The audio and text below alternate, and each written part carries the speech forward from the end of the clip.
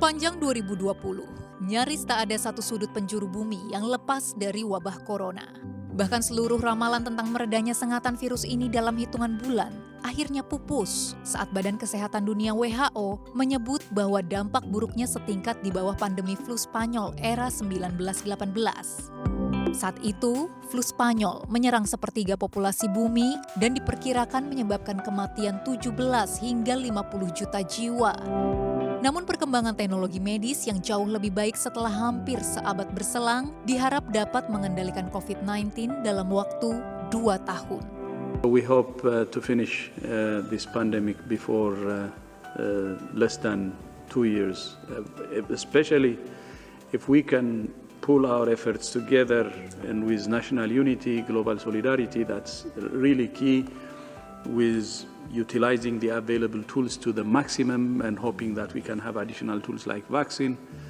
I think we can finish it in a shorter time than the 1918 flu. Meskipun bagi sebagian orang informasi ini melegakan, tapi tidak bagi sebagian lainnya, termasuk Amerika Serikat yang ekonominya terpukul parah akibat pandemi ini. Menyadari penciptaan vaksin COVID-19 yang aman membutuhkan waktu yang cukup lama.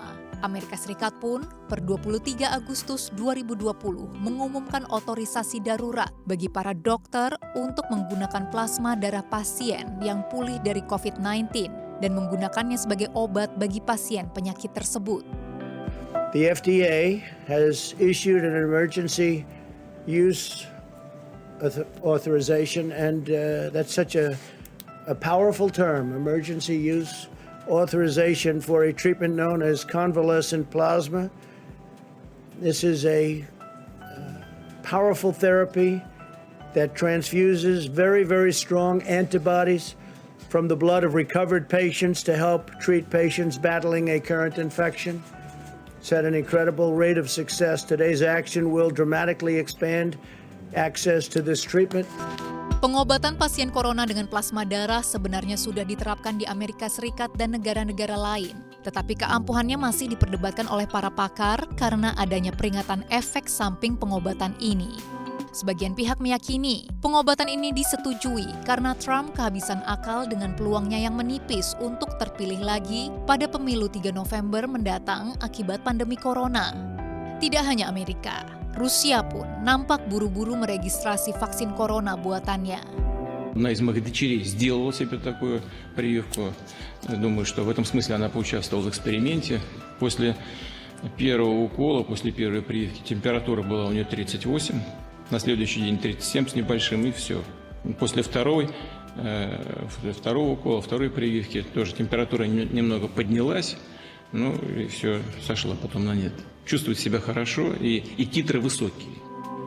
Yang patut disayangkan, Rusia baru mengadakan uji klinis vaksin pada manusia setelah banyak ahli meragukan keamanan vaksin tersebut dan menolak klaim Putin bahwa vaksin tersebut telah dicoba pada anaknya dan dinyatakan aman. Per 24 Agustus 2020, kasus corona di seluruh dunia telah menjangkiti lebih dari 23 juta penduduk.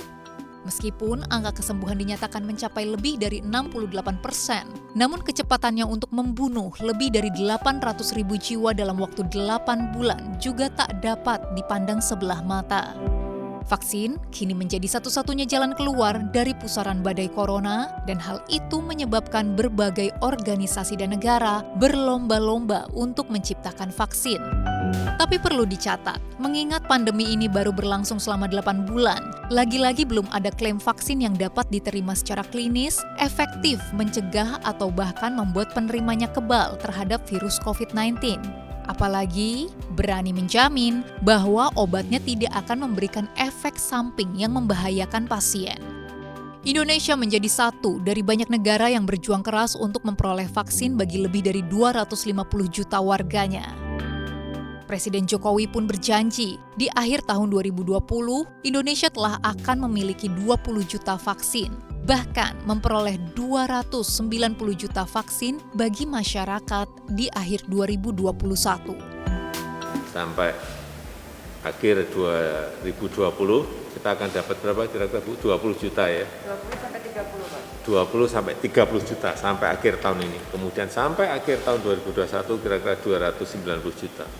Ini jumlahnya sekali lagi jumlah yang sangat besar sekali, sehingga nanti vaksin merah putih kita ketemu, kita bisa memproduksi lebih banyak. Kalau memang apa yang kita miliki ini berlebih dari yang ingin kita gunakan, ya nggak apa-apa, dijual ke negara lain. Selagi menanti stimulus triliunan rupiah yang menjadi tameng pertahanan digunakan pemerintah hingga vaksin dijanjikan terrealisasi. Meskipun akhirnya stimulus-stimulus berbobot jumbo itu pun punya konsekuensi pemberat anggaran dan gerak ekonomi pemerintah di masa mendatang.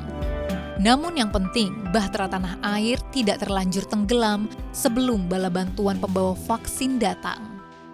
Tim Liputan CNBC Indonesia.